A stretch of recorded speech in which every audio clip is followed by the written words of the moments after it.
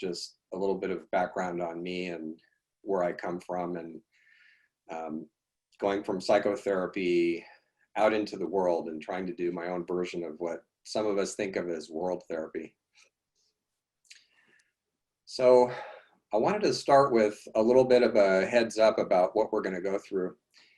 And in this presentation, and we'll go for about an hour, and then after that I'll be happy to take questions and comments and have some discussion.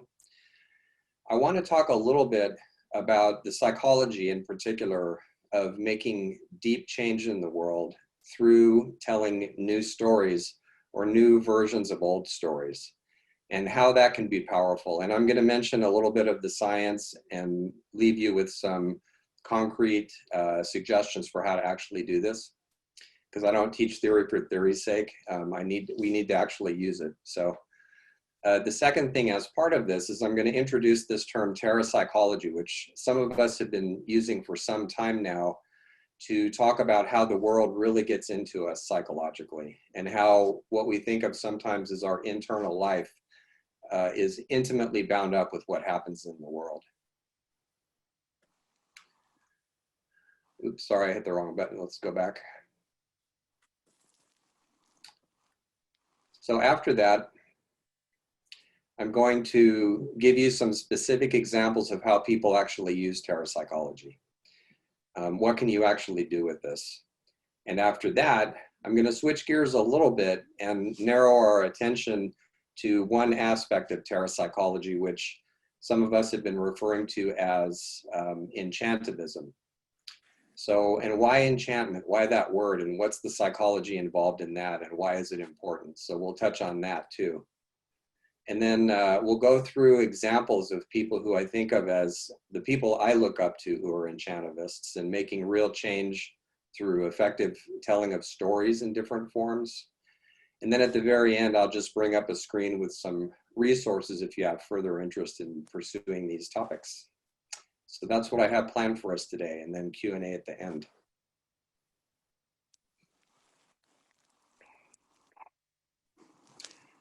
So it won't surprise anybody in this presentation that there's a lot going on in the world if you read the news at all. And so I won't dwell on that part, but what I do want to point out is that there are also many ways to make change in the world. So we have people out in the streets right now trying to make change and even risking their lives to keep intact the rights that we still have. They're out there working really hard. I come from two families, adoptive and birth, and my birth family is full of firefighters, and I think about them and how they've put their lives at risk to keep people safe. That's not necessarily a form of activism, but it is a form of helping people in the world. We have ecologists out there doing good science on what's happening to the planet itself. And then the tremendously important work in environmental justice, which goes on all over the world. And there are names like Vandana Shiva and Robert Bullard and a number of others, Linda Buzzell, and many people working on this. So I'm acknowledging up front that there's lots of ways to do this. And what I want to present is not intended as an alternative. The more time that you put into your version of this, your version of getting active, the better. And what I want to offer instead is what you can do in addition to. So that brings us to storytelling from the edge. And here I want to show you a couple of examples of people who are doing this right now. And you'll recognize some or all of these faces. I just want to quickly touch on why these people are important in terms of this presentation. And so starting with Ava DuVernay, she, right from the beginning, right from childhood, had a sense that she was going to be involved in film somehow. So we've all heard that nice phrase, follow your bliss, which comes from Joseph Campbell. But the phrase that we don't often hear is another one that he spoke about this, which is that when you follow your bliss, it means that you're following your blisters. And it's hard sometimes, especially when you grow up in a situation that already put you back some. She kept at it. And in interviews, she has said that I just knew I had to be around films and filmmakers. And so she did that. She took crappy jobs just to be in the vicinity of people who were making films. And at one point, she said, you know, I think I can do this. If I scrape together a little bit of money, I think I can do maybe 12 minutes of film, and then I'm going to show it to some people and just see how it comes out. And she did that, and that launched her career. So Selma and all the other things that she filmed lay in the future. So making change through film is one way of telling stories on the edge. Underneath her, of course, is George Takei. A lot of us grew up seeing him play Sulu in Star Trek on the bridge of the Enterprise. He also went through the Japanese internment during World War II, and he puts on plays and has done a lot of work and storybooks and other media to talk about not just what that did to him and his family and thousands of other Japanese Americans, but what he learned from that and how he's moving forward with his own agenda of justice. So George Takei. And then up to the right a little bit, that would be the author of Hope in the Dark, Rebecca Solnit. And I recommend that book because it has many examples of successful kinds of activism in it. Oftentimes what we hear emphasized is the injustice piece, which needs to be spoken. We need to go know what's going on in the world. But then she adds the whole part about, and this is how it turned out successfully, and this is how we changed, and this is how it made better community in the world. So Hope in the Dark is one of her many books. She's a wonderful writer, and I recommend reading as much of her as you can. Below her is somebody I had the pleasure of actually talking to more than once and meeting with him, Devdutt Patnaik. And he's from India, and he has almost single-handedly taken this huge body of Hindu sacred stories, which in the West are often referred to as myths. Another Campbell quotation is that we say myth when we mean other people's religions, right? So Hindu sacred stories. And what he does is he retells them through the lens of diversity. This is what the old stories tell us about many different kinds of people and many different kinds of relationships. And so that's what he brings as well. He's fascinating to talk to and also to listen to. And then of course on the right is John Lewis, who died not all that long ago, holding up one of the books, one of the several books that he's been responsible for. And you know, one of the things I like about this picture of him is that if you notice in the background, he's at Comic-Con. He showed up one year at Comic-Con, which is a huge comic book extravaganza of lots of different people and speakers and cultures, and he showed up dressed as his younger self, which I just think is great. So that's him doing that right there. So all examples of people who are telling different stories, new stories, alternative stories from the edge. And let's not forget Gloria Anzaldúa. Her book La Frontera, which is usually translated as Borderland, hugely influential to not only Chicana feminists, but lots of different people who are trying to live between cultures, particularly when you come from areas where you're a bit of this and you're a bit of that, and how can I make these work together in societies that don't recognize either one? So she also, by the way, has resurrected Aztec mythology and told it from a queer perspective, a social justice perspective, and then many others too, including a psychological perspective. One of the schools I went to, Pacifica Graduate Institute, used to have her come and present every now and then. So this next piece, restoring, and I like playing with that word because it sounds a bit like restoring as well.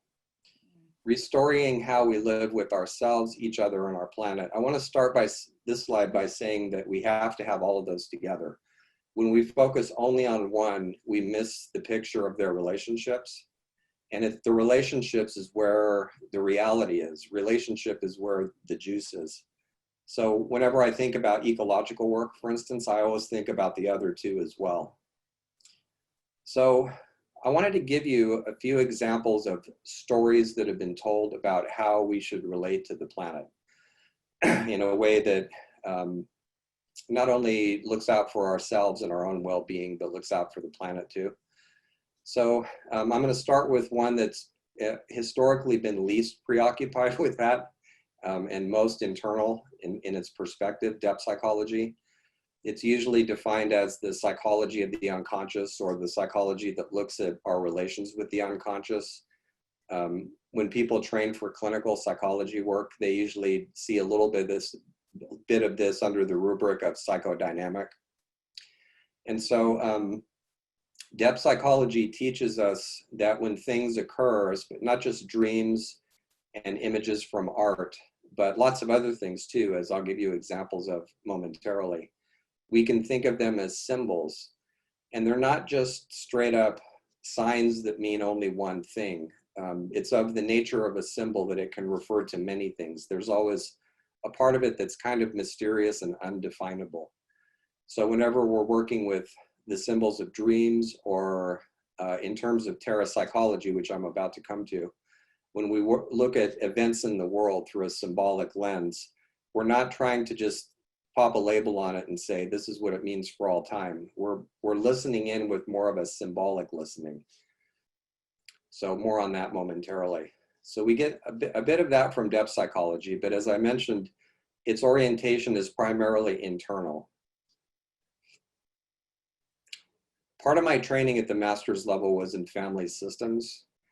Fascinating stuff. It was such a revelation. Looking at the family as a total personality, as an organism that does all kinds of things unconsciously. It organizes roles, and it has certain rules that people obey unconsciously, and there are boundaries that are either open or closed, and long family legacies that get handed down from the ancestors, and they show up as bits of personal psychology in us that we don't always connect backward to where we came from.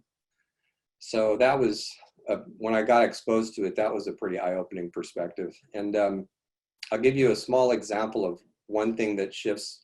This is a very, very small example, but in my birth family, my birth mother, when she was still alive, never got along with my uncle, her brother.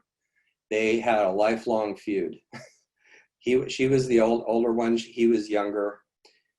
She was very rebellious. She was an eternal outlaw. My uncle was very, what some people would call respectable, at least that's how he thought of himself. Very proper, kind of the family hero, you know, I'm gonna uphold the rules and I'm gonna be the second parent and all that. And my mother wasn't having it. So they never got along. And psychology usually explains that in terms of sibling rivalry. But from a family systems perspective, what that also looks like is what they call role collision. So my uncle had one role, the hero of the family. My mother had another role, the outlaw of the family. Nobody decided on a conscious level that they were going to grow up in these roles. It's of the nature of the family as a system that it self-organizes and it gets things done in the world by having people kind of unconsciously grow up in these different roles. And so when you're aware of what the role is, you can start doing things differently and saying yes or no to it, making creative use of it, having some fun with it. One of my enduring fantasies is that I wish that my mother and my uncle had been in a family therapy session with a family therapist who would invite them for a week to shift roles, and to tell my mother, okay, for a week, you're going to be the respectable, follow the rule person. And for a week, you, the uncle, you're going to be rebellious. I think they would have learned a lot about each other if they had done that. So seeing not just family systems, but big social systems as being their own kind of entity with their own self-organizing processes. So that's another lens, another story for how we can see ourselves with each other and on our world. A third one that I'll mention, ecopsychology. So this is a relatively recent field, but with ancient roots, pretty much in all cultures. And the more recent version of this started actually in the San Francisco Bay Area in the mid-1900s. And the basic idea of ecopsychology is that psychology and environmentalism need to talk to each other. They shouldn't be like my uncle and my mother.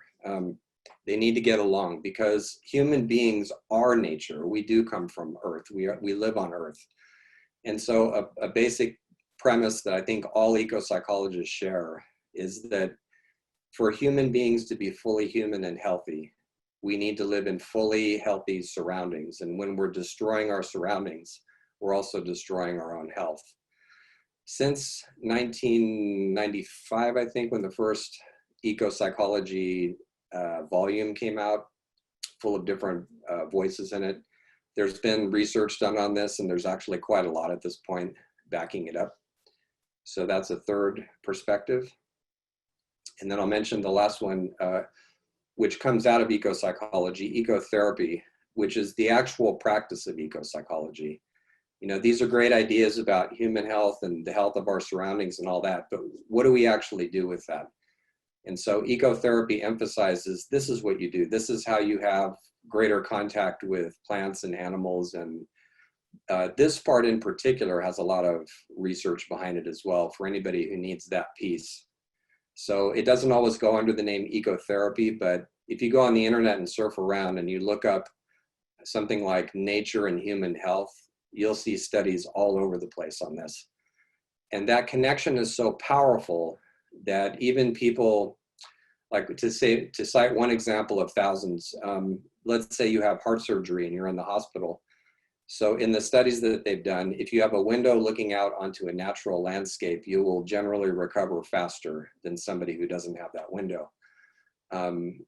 People living in a home together who all have dementia tend to be less combative if there's just things like plants around them. So I'm mentioning something that's a fairly surface part of ecotherapy. It actually goes much deeper than this. And an additional question that ecotherapy poses is, you know, instead of just mining nature for its healthy effects, how can we actually change our relationship to it? So those are 4 different lenses for looking at our relationship to the natural world.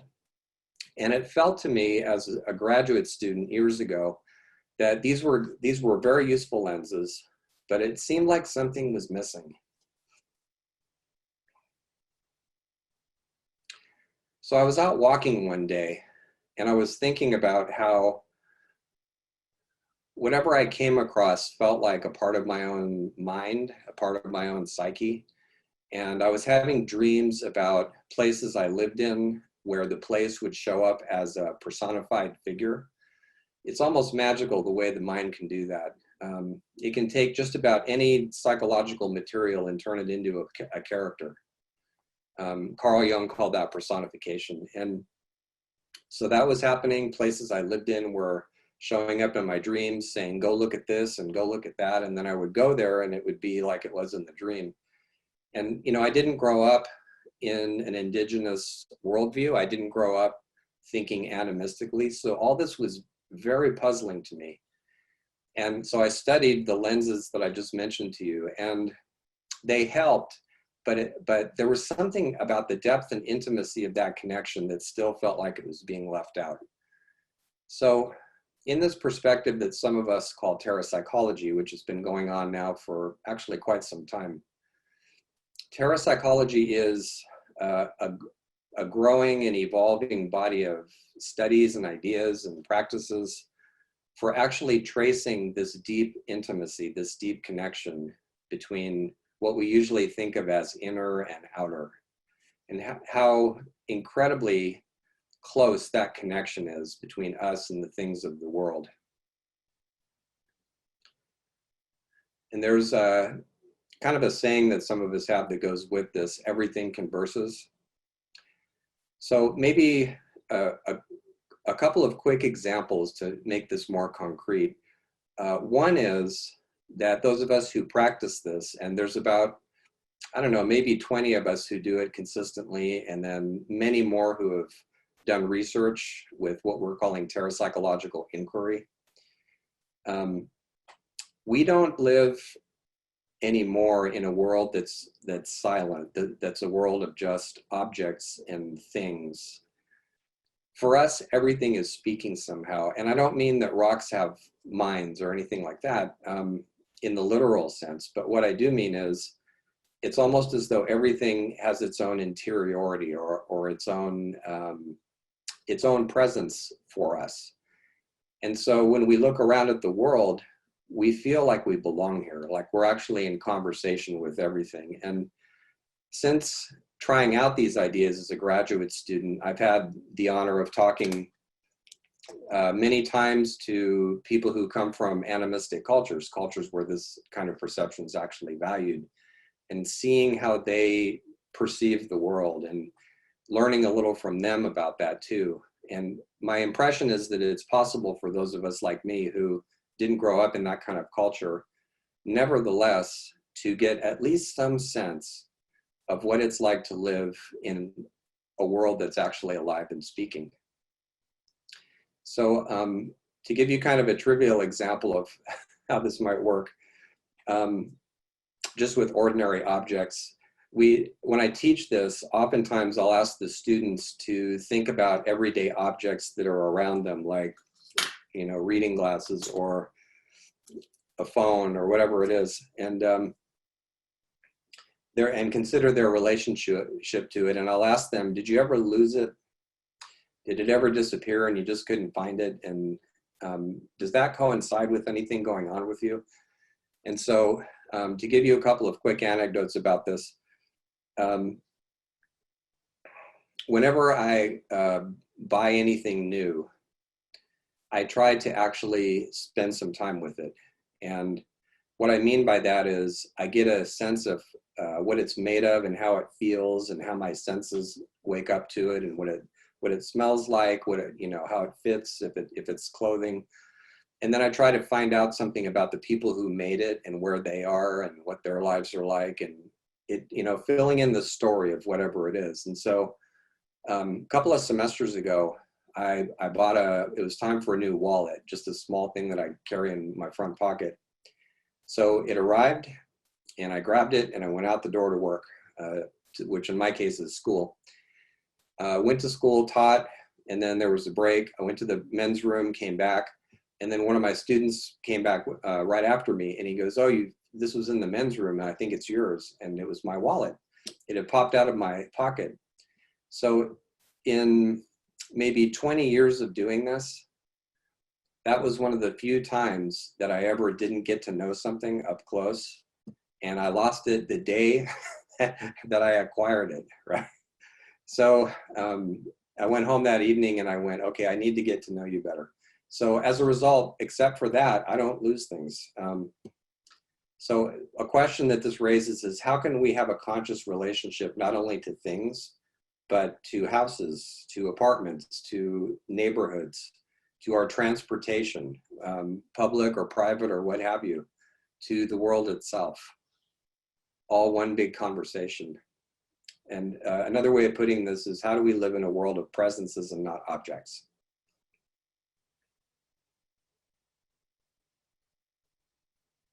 Now, as part of this, and I've kind of been doing this implicitly, I'm drawing on traditions that honor the imagination and consider it more than just thinking up stuff. And so depth psychology is one place to start with this, but there are many traditions going far back that regard the imagination as a primal power, one that we actually share with other animals. And so according to this way of holding imagination as we practice it terrapsychologically, when you think about it, anything that we plan as human beings, anything that we achieve, anything that we eventually end up doing, somehow there's some kind of a fantasy about it at the beginning. A fantasy about what we want or where we're going or what can I make. And it often appears as an internal image of some kind. That's imagination. So imagining is actually more than just a mental exercise. It's actually embodied. And, you know, I think all of us have imagined in the form of a worry, you know, oh, something terrible is going to happen, and what do I do about this? And so we're imagining the worst, and we know when we're doing that it's not just mental. Our whole body's in it, our feelings are in it, right? So imagining is more than just the mind doing things. Possibly one reason that we have imagination is so we can test new possibilities without actually having to do them and see what happens. So there's a pragmatic piece to that. Also, to name one of many traditions around the world, there used to be something called the Way of Hermes Thrice Great, the Way of Thrice Great Hermes. It goes all the way back through history to Egypt, and it originated with the esoteric priests who studied the way of, he's been pronounced different ways, but I'll say Thoth. He's also been pronounced Thoth, and we're quite sure how to get his name right, but he is one of the gods of the Egyptian pantheon, and he is, you could think of him as a magus, by which I mean different kinds of magician, wizard, people who work with magic, that kind of thing. And so when we talk about a Hermetic tradition, at this point, we're talking about a worldwide tradition that originates in Egypt, that has gone many different places. And one of its primary ideas is that imagination is a basic way that we appreciate the beauty of the world. So I'm actually writing a book right now on Hermeticism as a lost esoteric practice of honoring Earth. And it also has a strong ethical system as well. So when we honor the Earth, we take care of each other too, in this way of holding things. Some of us have heard about Romanticism in Europe, in literature, in music, in the arts. That was another movement that was heavily influenced by Hermeticism, actually, and has a lot to do with bringing poetry and even sacred stories, folklore, things like that into the mix in terms of how to appreciate the natural world. And then there's just the nature and communal wisdom that's found in folklore from all different places. Oftentimes when you read the old stories with a symbolic eye, you can see a lot in them about how to be in the natural world, how to be with it, how to invite it into our homes and our cities, what happens when we're at odds with it. There's lots of stories about that. And if there's time at the end, if you're curious about that, ask me for a couple and I can give you the brief versions of that.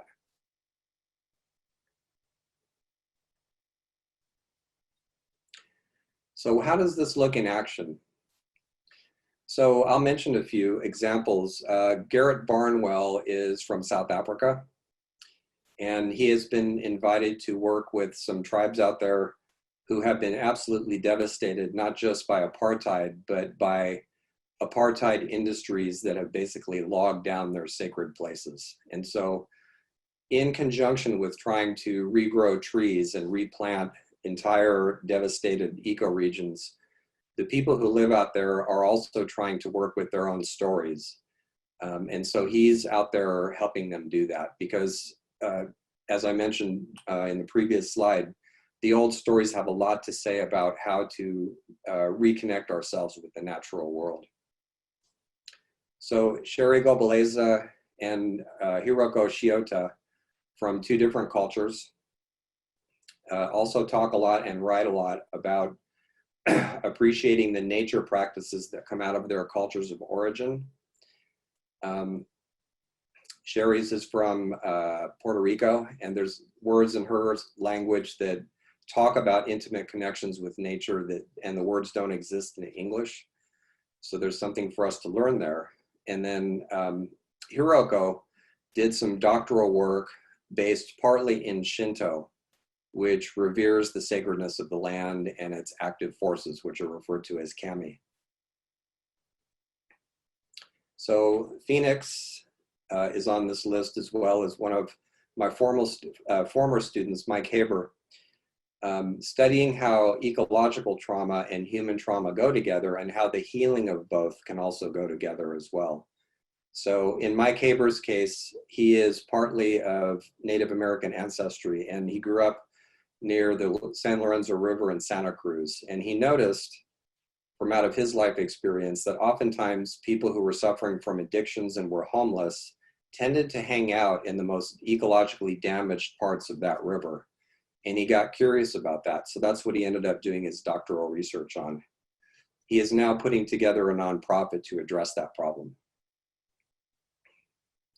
And then Lolly Mitchell and Amanda Leach, both working with art in the natural world, but also with it as not as a place just to get interesting artistic materials, but actually as a partner in the work, the presence of nature as a partner. I think too of the work of Andy Goldsworthy as well. Some of you have heard of him. And then studying how the presence of place informs personal and community psychology. So C.K. Olivieri was one of my students as well. And she got curious around a particular research interest. She asked herself, how come people who identify as queer tend to gravitate and find sanctuary in certain parts of San Francisco? And so that was the beginning, that curiosity was the beginning of a research project she did at the doctoral level. Why are some places like that? It was fascinating work. Her dissertation's got a great title. It's called, what is it? I can't remember the name of it now. I'll think of it later. Something like your city, my bar, or something like that. But anyway, I recommend it. And I have to mention too that terrapsychology didn't just emerge out of nowhere. Like ecopsychology, it has indigenous roots, but it also has cultural roots as well. And I was reading Du Bois a while ago, and I came across this passage from The Souls of Black Folk, and I went, wow, this guy was doing terrapsychology before any of us even thought of it. So one of the things he does in this paragraph is he's aware that Atlanta, as he knows it, is being industrialized out of existence, and he has a certain emotional connection to that place. And so one of the moves that he makes is he brings in a story from ancient mythology, and he combines that with the politics and ecology of what's actually happening. And he found a story that really speaks to the condition of Atlanta at the time that he wrote this. So he thinks about Atalanta, who is a figure a bit like wild Artemis, who is a nature goddess in Greek mythology, and how no one could actually grab her and pin her down until one person had the idea of tricking her with golden apples, and she looked down and saw them and was spellbound by how beautiful they were. And then at that point, she was captured. And so the point that Du Bois makes is this is what happened to the city as well. So he was doing this stuff way back. Another example of that too. So I highly recommend this book by Professor Kim Ruffin. It's full of all kinds of great information about how going all the way back into the slave days, Black people recognized the presence and ecology and deep interrelationships between themselves and the places that they were living, working, suffering in. And so there's a poem here by George Horton, who is an escaped slave. And I'll just read it really briefly because it's so poignant. We have some of this poetry, not all of it survived, but he writes, "'Tis like the loss of paradise, or Eden's garden left in gloom, where grief affords us no device, such as thy lot, my native home. How can I from my secret remove and leave my ever devoted home and the dear garden which I love, the beauty of my native home?"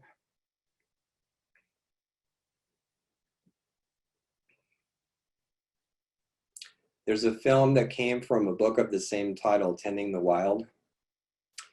And this film talks about the indigenous practice of what's being called traditional ecological knowledge, or TEK for short. And as I sit here in California and watch the fires burn, I'm forcibly reminded of how ignoring the fire regimens of indigenous Californians have got us to this place. It's partly climate change too, but there's a component of the other as well.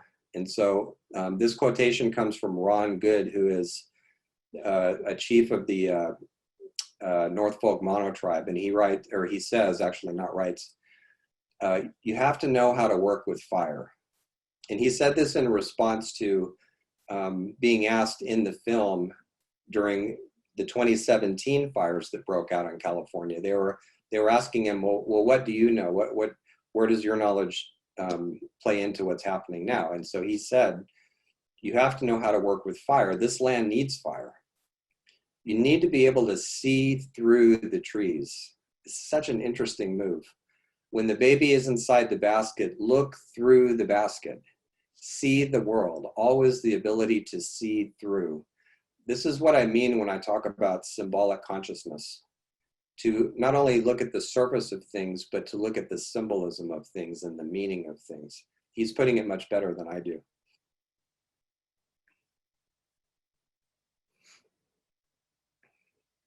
So one other example here of what we can do with terrapsychology. It was hard to pare down examples for this, but I tried my best.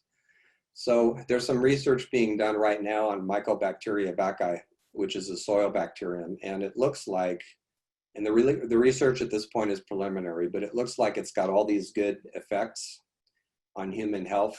Look at this list. I mean, stress, tuberculosis, depression, and so on. I sometimes invite my students to scoop up a handful of fresh soil and hold it for 20 minutes, which seems to be how long it takes for it to start working. And so that's the scientific piece, the ecological medical piece. The terrapsychological piece would be to go into it and ask, in the spirit of seeing through, how might we use this as an example of something that can open us up to the abundance and the healing and the presence of the ground that we're living on? And what do the old stories here tell us about how all that works? And equally important, what can we give back?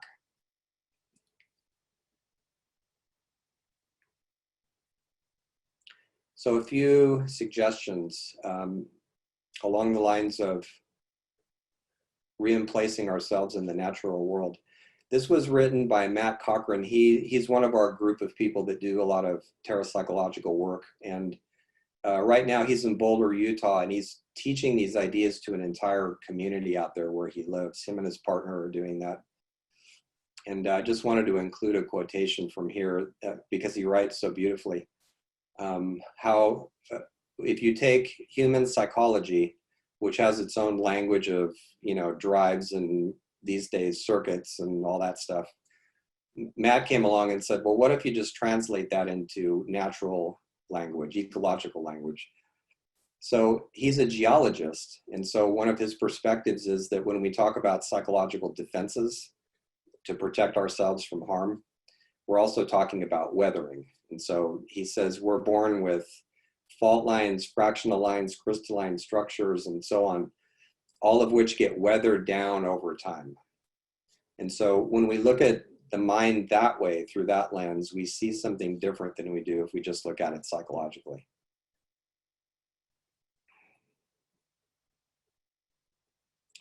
Which brings us to enchantment. So why is enchantment important as a psychology? Well, it's refreshing, for one thing. If you recall the last time you were in an enchanted mood, you might recall what that did for you, how it perhaps reoriented you somehow, rejuvenated you somehow. The word itself means to be inside of a song. So in a way, it can invite us to ask, what kind of song am I in when I'm in that state? Fun recognizes no borders. Delight, I think, is a human right that too few of us enjoy. In terms of enchantment, we're all creative in our own ways. We don't have to be artists or musicians. Everybody's creative and everybody can play. And everybody needs to.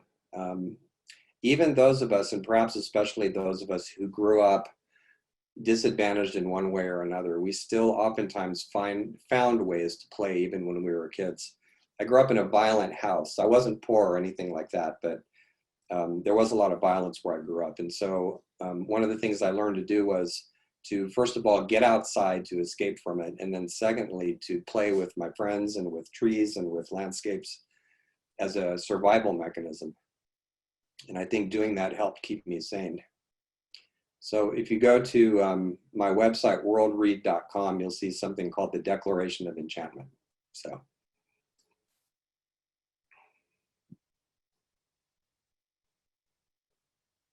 Now, this word enchantivism, I wanted something, and there may be a word that does this already, but I couldn't think of it at the time. This was 4 or 5 years ago. I wanted something a word that would describe what people do when they engage us in story to show us a better possible future. And I don't mean positive thinking. I don't mean denial, or anything like that, or affirmations. What I mean is telling stories that begin in rupture somehow, but they point us in new directions so that they're actually more spacious than the situations they come out of. And so I began toying with the word enchantivism and playing with some images and putting things together. And then I thought, well, why do this? What would be the reasons for this? And so to be against people isn't really enough to mobilize people. It can help. It's good to be clear on what we don't want, what is unjust, what is unfair, but it tends not to be enough, especially highly privileged people. It can take a little more to get us going. So in that spirit, just shaming and judging and moralizing, they don't really work that well. They feel good, but they tend to not really get us where we're going. Defenses like denial are very persistent. They're hard to get around. So when we just have facts and figures about apocalypse and the end of the world and things that are just dark and scary, however necessary it is to know those, and it is necessary, when we go too far in that direction, people just numb out and they lose hope and they become helpless, which isn't what we want. So I like this quotation from Victor Hugo. The human soul has still greater need of the ideal than of the real. It is by the real that we exist. It is by the ideal that we live.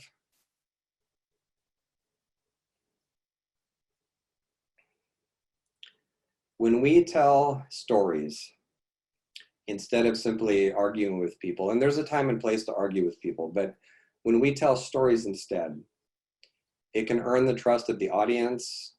It can take us past the things that divide us sometimes, not always. It involves more of the listener's brain than just a straight up lecture. It appeals to emotion and imagination, not just the intellect.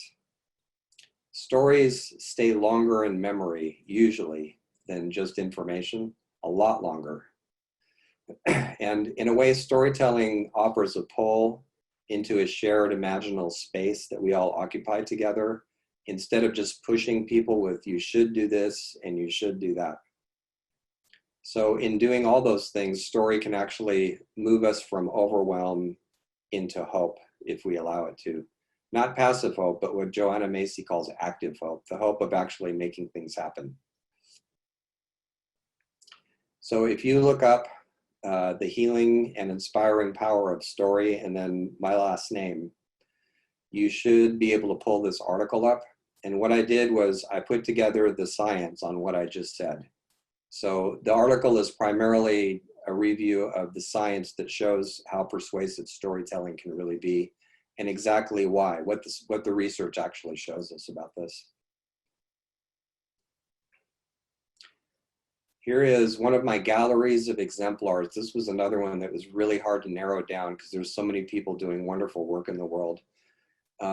Those of us who like Star Trek will recognize Lieutenant Uhura, played by Nichelle Nichols.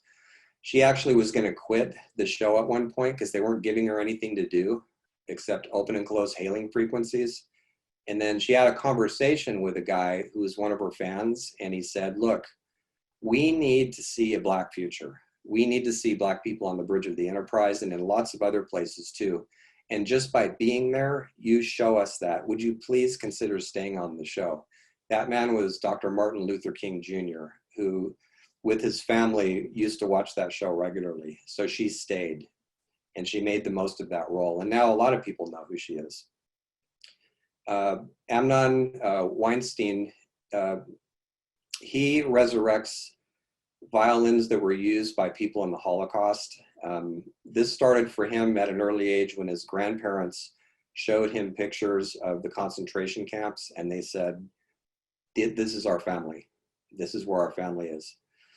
So you've probably heard at some point about the angels of Auschwitz, who were Jews who were made to play Mozart and Beethoven before they were executed. They were forced to do that by their murderers. And so what he does is he finds the violins that music was played on, and he refurbishes them. He's a musician and a craftsman. And then he gives them to people or plays them himself in remembrance of what his ancestors went through. It's so poignant and beautiful. I recommend looking him up. There are stories on the internet about what he does. It's just remarkable work. Mary Robinson was previously the Irish president, and she invoked the folkloric image of the fifth province. In ancient Irish mythology, there's a place in the center of Ireland that's a magical place where everybody goes to reconcile their differences. And as she put it in her inauguration speech, I want my tour of duty to be like the fifth province. I want it to be a time of reconciling differences. Reuben Wu takes pictures of, he's a photographer and takes pictures of mountains, and he moves the camera in such a way that the stars make halos around the tops. So he reminds us that nature is sacred. That's one part of what he does. He has a lot of other work going too. And then Jacinta Tobin, she is an indigenous Aboriginal storyteller from Australia. I'll mention Alondra Nelson. So she's one of the voices behind Afrofuturism. If you've seen the Black Panther film, you've had a brief glimpse of Afrofuturism. And one of the ideas behind it is what I was mentioning earlier with Nichelle Nichols, that when you look into the future, you see everyone. There's also a lot of science fiction and fantasy work about that, particularly science fiction these days. So I'm thinking of Octavia Butler as well. If you read her work, there's some Afrofuturism in it. And then Jacqueline Susskind, who, somebody else to look up online. There was an article in Yes magazine about her saving a stand of redwoods, not just by writing a poem, which is what the title of the article says, but she struck up an informal relationship with somebody that at the time she didn't know this, but they were an executive of the logging company that was about to mow down the trees that she was trying to protect. So that informal behind the scenes relationship helped to save them. So there's a Star Trek show running right now called Discovery, and the protagonist is Sonequa Martin Green. And this is something she said in an interview a couple of years ago. Stories can be so healing, art is so healing. And I think that when you have a story that shows a picture of a utopian future, I think that having a vision of it can help you actualize it.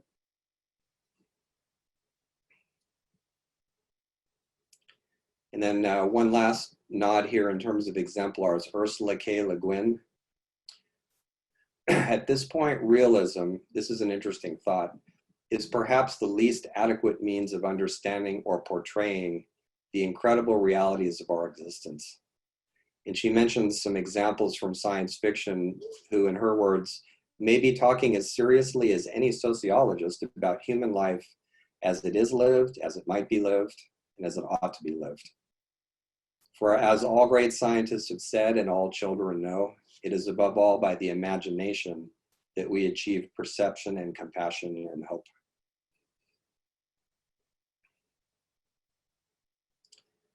And as we wind down this presentation here, I just wanted to include from around the world a couple of, I won't read them, but a couple of quotations from astronauts who saw the Earth from space and saw a different place from the one that we see on the ground sometimes. As one of them said, you don't have to take a space journey in order to view what we viewed, but all of them went up there as scientists, and there's actually a moment that they all talk about where they're passing by the window of a space station doing research, and they suddenly see Earth from space, and they're so overcome by the beauty of our planet that they just go into a trance. So these are people from the USA, from Germany, from Syria, and also Russia, all saying very similar things. If you can get a hold of it, there's a book, it may be out of print now, or maybe they brought it back in, but it's called The Home Planet. It's a really good book, and it's got huge glossy photographs of the Earth from space, combined with not only paragraphs like I just showed you, but sometimes poems from people all over the world. So here's a takeaway from this presentation. Change the story and you change the game.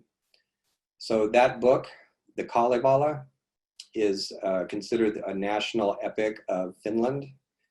And it came together in the early 1900s, and all it is, it's no blueprint for evolution. It's not a manual on doing activism. It's a bunch of basically folk and fairy tales. That's all it is. But the significance of it was that Elias Lönnrot, who was the man who brought all those stories together, and he wove them together into an epic. He did what he just thought, well, how come Finland doesn't have its own tale? Why doesn't it have its own folklore? You know, maybe we should have a folklore of our own. And he went around and he asked storytellers to put it together. So they gave him material. The Grimms had been doing that in Germany and other people around the world too. And so when this book came out, it had a couple of immediate results. One of them was that people just came up to him in the street and said, "Thank you for giving us back our heritage." And so the Finns eventually stood up to the powerful Swedish Empire on the one hand, the powerful Russians on the other, and got to the place where they were able to be a sovereign nation. So to this day, there's still a national Kalevala Day that's celebrated in Finland. It gave them back their voice through folklore, through story. And then on my screen, it's on the right. This is an activist in Thailand. This was taken just a couple of years ago. And she's using the three-finger salute from the Hunger Games, which of course is a fiction. But fiction changes reality. Change the story and you change the game.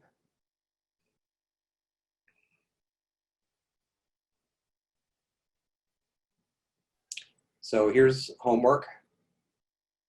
Second to last slide, what you can do right now.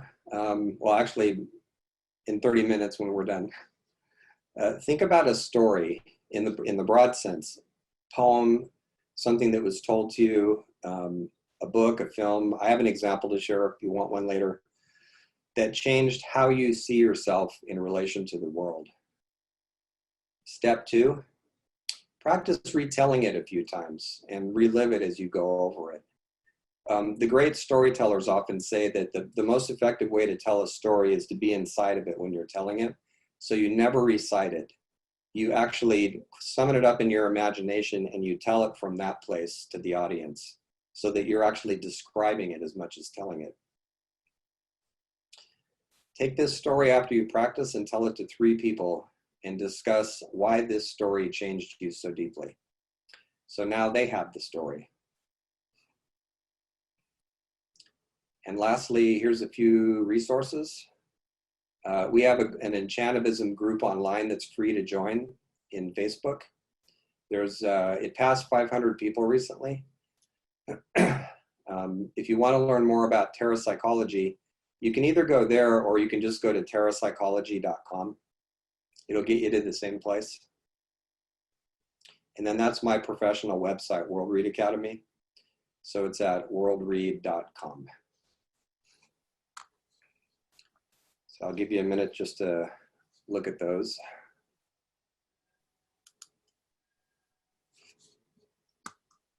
And lastly, this is a book I just published through Routledge.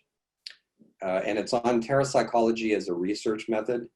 So a number of my students contributed material to this book in terms of how they've used this to change their own and other people's relationships to nature, place, justice, each other, and a number of other things. Woo! I took a lot of notes. So before we let people jump in, I just wanted to comment on a couple things. Yeah. Do you know of Dr. Mindy Fullilove? Oh yeah, remind me please, yeah. Wrote this book called Root Shock. She's a Black psychiatrist, and that feels very terrapsychological to me. I'm gonna write that down to remind myself, yeah. How tearing up neighborhoods tears up people inside and what that means. I don't think she even talked about nature in the way that we do, but it's very terrapsychological. Mm. And I think my own, like a little bit of my own story around rivers. Yeah. So I was born in Portsmouth, Ohio, although I didn't grow up there. And there's a major river there that my father told me. I found out much later he used to go swim, and there were even parts of the river that were off limits to him as a Black man. Yeah. And then my mother, my mother divorced him, and we moved to San Antonio, Texas, which has a major river. And then when I finally got around to the Orisha, Oshun, who is my other parent. Oh yeah, yeah. The Yep. river. So, you know, so anywhere I am, the first thing I do is like, where's the river? I gotta find the river, and just what all that means to me, and how it's healing to me and it's needed and all that stuff. So I was just thinking about that when you were talking about terrapsychology. And one other thing that I think one of your graduate students, one of the members of your terrapsychology group, when he was the geologist, and he talked about weathering. Yeah. So, you know, my primary way I make money is through public health. And we've been looking at these studies from a Black woman psychologist at UC Berkeley around Black women's health. And she talks about Black women experiencing weathering. So there's this myth that Black people, we grow older and we don't look our age, right? Black don't crack. Term crack, I didn't think about it. Crack and stone and all that. Yeah. But she says internally our systems are weathering at higher rates because of stress. Yeah. Right? Yeah. So anyway, that for some reason, talking about weathering and thinking about stones and everything, how that happens, they've studied that in the bodies of Black women, and how that weathering leads to decay. So I just wanted to share that because it felt like a connection to me. Yeah. If you email me her name, I could pass that on to Matt. Okay. Yeah, I will, definitely. Wow. Internal weathering. Yeah. Yeah. Yeah. And especially how racism impacts the health of people. Yep. Mm-hmm. Right? Colonialism, no matter where you are in the world, any oppression, it can create this weathering internally. Yeah. Thank you all for allowing me to just ask my questions first. We're opening it up now, so anybody who has anything to say, jump in. Hi, Craig. Thank you so much. I mean, I was in tears almost at every slide, because what you were saying touched me really deeply from lots of point of view. So I really appreciate what you said, and I'm I should be looking into terrapsychology more. One of the things I just wanted to say from my own experience, rather following along from Phoenix, is that I find that whenever I live somewhere which has trees in the name, like a street or an area, my life is good. And I've found that throughout my life. I've got numerous different places where I've lived and where my children were born, where I grew up. They were, many of those places had the names of trees in the names. I grew up in a cottage called Beechcroft, beach, like Beech, and many different places in my life that has really coincided, and I've noticed it as a pattern. So I think that's my thing, trees. That's a wonderful example. Thank you very much for that presentation. You're very welcome. That's a wonderful example of the kind of patterns we look for. I'm very fond of, I don't have the same pattern with trees as you do, but I'm very fond of them, and on a personal level. And when the violence at home was especially bad, there was one tree that has since been cut down in the neighborhood I grew up in, and I would climb it because I knew that my dad couldn't come after me. And so it was only decades later that I reflected on how that tree actually held me through all that trauma. So to this day, I remain grateful to it. Someone wrote here, thank you, I'm interested in the ecological stories about technology, often understood as oppositional to Earth, and I'm curious whether you could recommend alternate stories that root our technology back to the land. Yeah, that's a great question. You may have heard of, just to start with this piece, you may have heard of biomimicry, and I'll just type it in. Janine Benyus, and I'll type her name in too. She did at least one TED Talk, I think maybe two, and then wrote a book on biomimicry. But the idea is to actually be mentored by what nature can teach us about science, not the usual science model of dispassion and exploitation from a distance, but to actually think of nature as a mentor. So for instance, how is it that the natural world how is it that termites build mounds that stand up in earthquakes that shake all our buildings down, and that during the summer they're relatively cool and during the winter they're relatively warm? And how does a spider make a web that's so strong without a blast furnace, you know, things like that. And so that's like the surface level of it. In terms of the older stories, the folkloric stories, oftentimes technology is seen in terms of the technology of those days that have long gone by.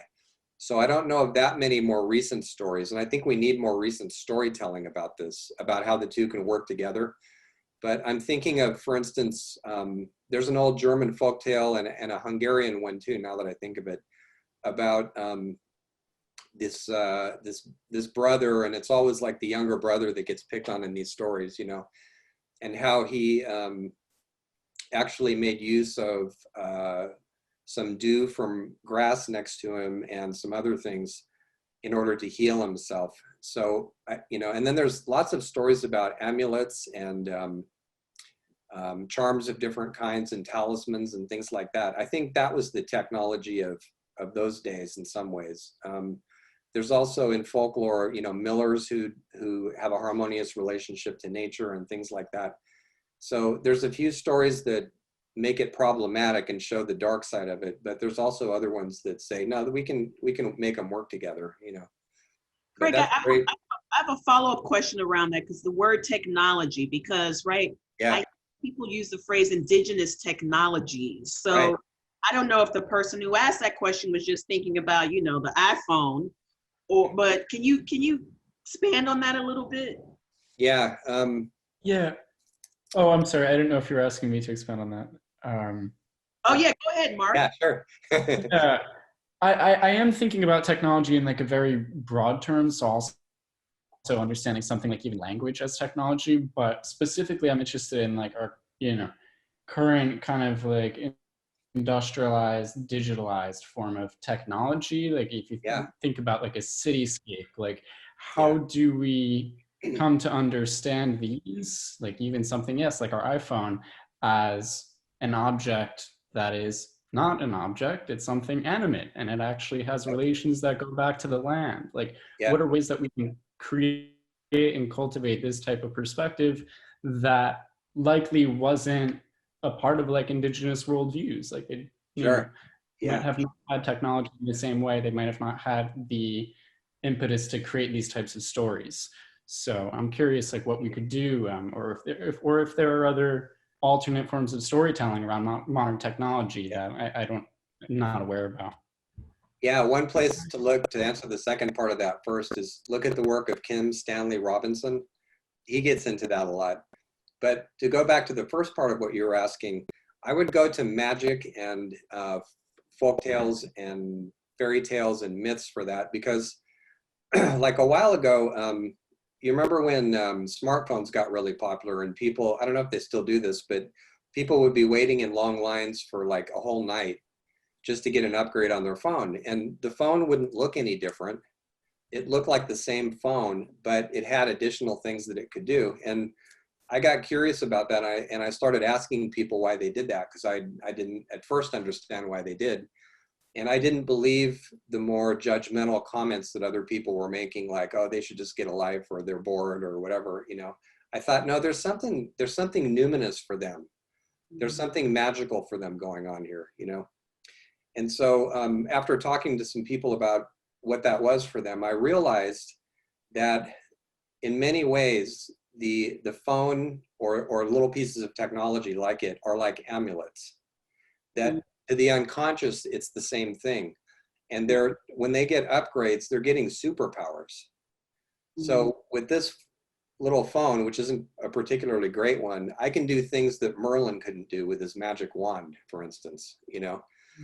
So we're getting magical powers when we get technology. And I think that's both the joy of having it, but also the danger. And there's lots of old stories about what happens when we get enchanted by magical objects. The Sorcerer's Apprentice is one story where the young apprentice wants to enchant a broom and a pail of water so they can do all the work that he doesn't want to do while the master magician has gone. And then they all start becoming autonomous and doing it on their own. And so the thing doesn't get solved until the master magician, who knows how magic works, comes back and calms all the objects down, you know. And I think about that, and I think stories like that, and then in terms of literature, Mary Shelley's novel Frankenstein, these should be taught in science programs. Right. Because as one scientist on the Manhattan Project put it, the tools get hold of you, you know. So they're magical, but they're dangerous. But if we know they're magical, then we're not so spellbound by them, and we can enjoy the magic on a conscious level. Awesome. That's where I would go with it. Okay. I'm sorry, I didn't write down the first person's name. Do you remember who that was? Sorry? You mentioned someone before Shelley? Before Mary Shelley. Who was the person that you mentioned? Kim Stanley Robinson, or was that? Kim Stanley Robinson, I think that was it. Yeah. Thank you. I like his work a lot. He's really good. Have you spoken at Google or Facebook before, Craig? No, I spoke to High Ground Hackers in San Francisco a while back. They were doing a piece on gun violence, and in my past life as a psychotherapist, I worked with lots of violent guys in group settings, which actually I really enjoyed. And so they had me in as somebody who knew about violence and what triggers it, and I did a presentation to them. And that was interesting. I had a little piece on tech and myth and how spellbound we get, so.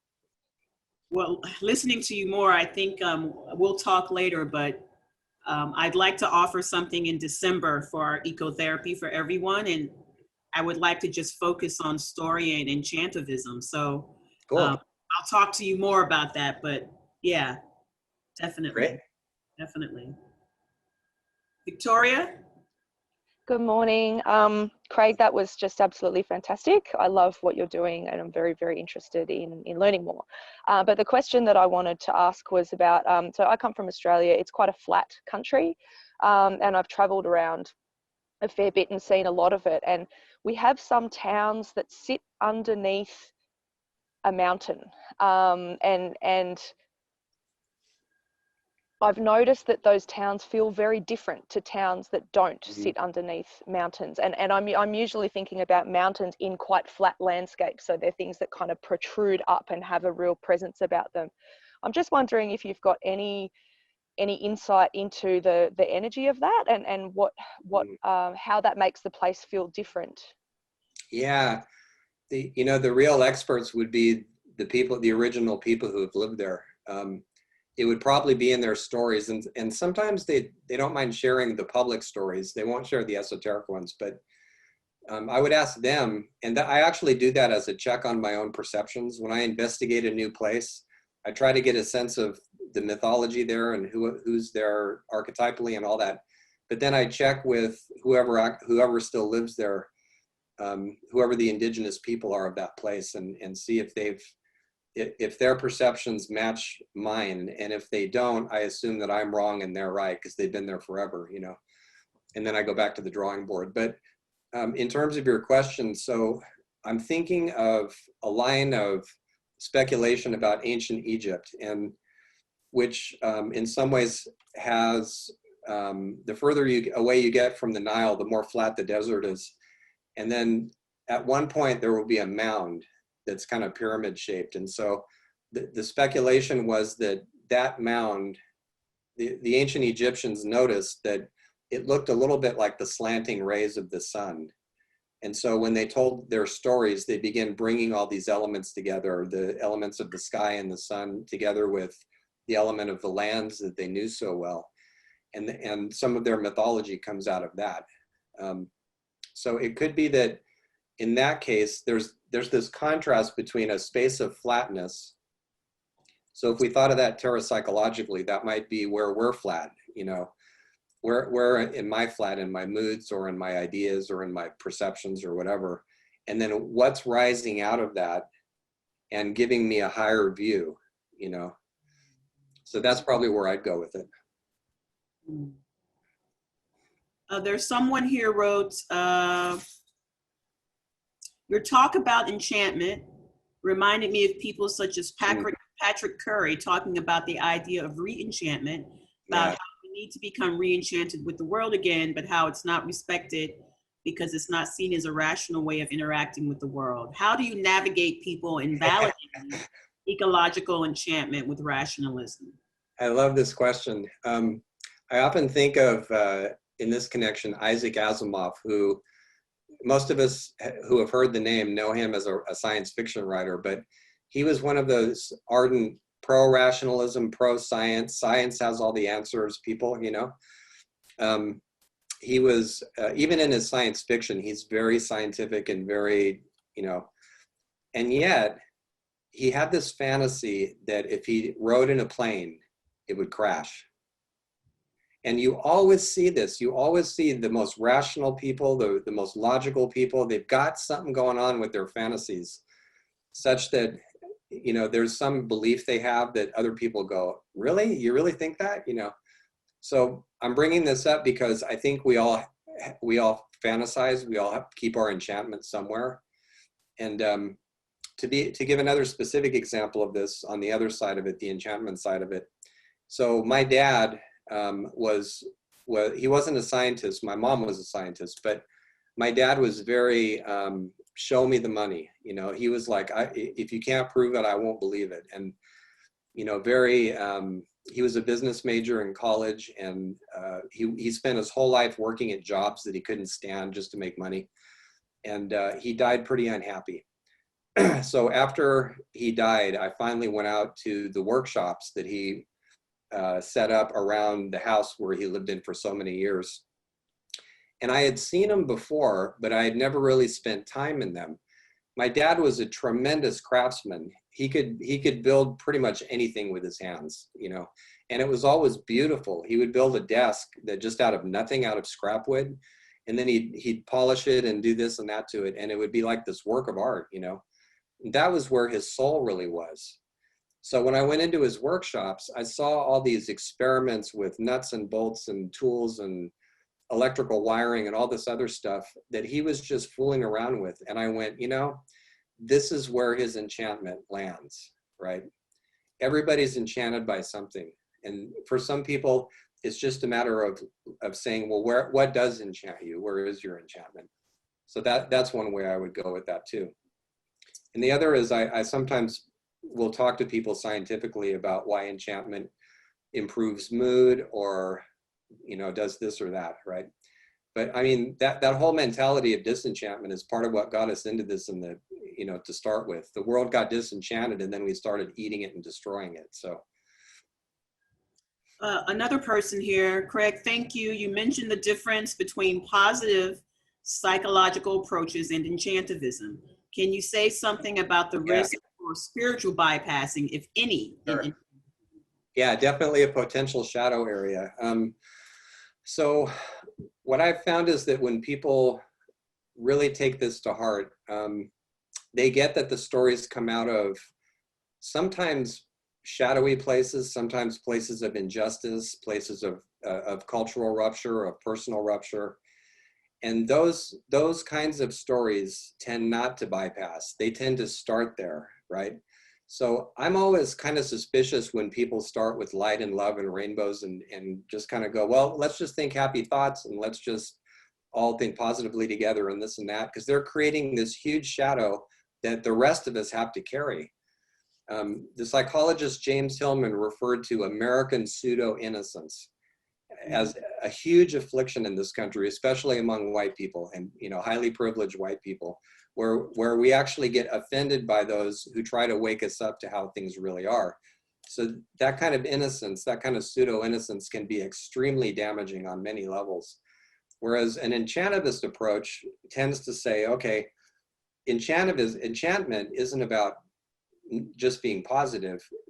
As Tolkien pointed out, the writer of The Lord of the Rings and all those other books, an enchanting realm with no danger and no shadow isn't really convincing. You know, it doesn't really get you anywhere emotionally. You can't live there in your imagination. It's too fake, you know. There has to be monsters and darkness and challenges to overcome and all that.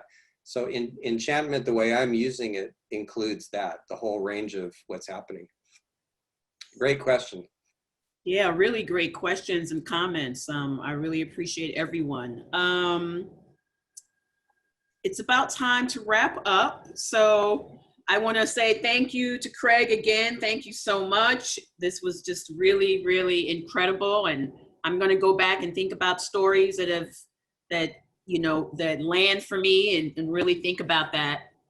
I want to thank everyone who has attended, whether it's your first time today, and I want to especially thank the new friends I've made from the UK and Australia, and all people who are not from not living in the United States. It makes me so happy that you attended, and I'm just really grateful. And all your names are added to our list, and I want to stay in touch and stay connected as we continue to spread our roots like redwood trees, because we really need each other. Yes. We need each other more than ever. We always have needed each other, but like right now, we really need each other. And so I want hopefully to stay connected. Wherever you are, I pray that you have peace. I pray that you have love. I pray that you have enough that you need to live and a little more to share with someone else. And I give thanks to you and your people and your ancestors and all of the. So I'm really kind of feeling a little emotional right now. So I'm just really grateful. Mm. Woo.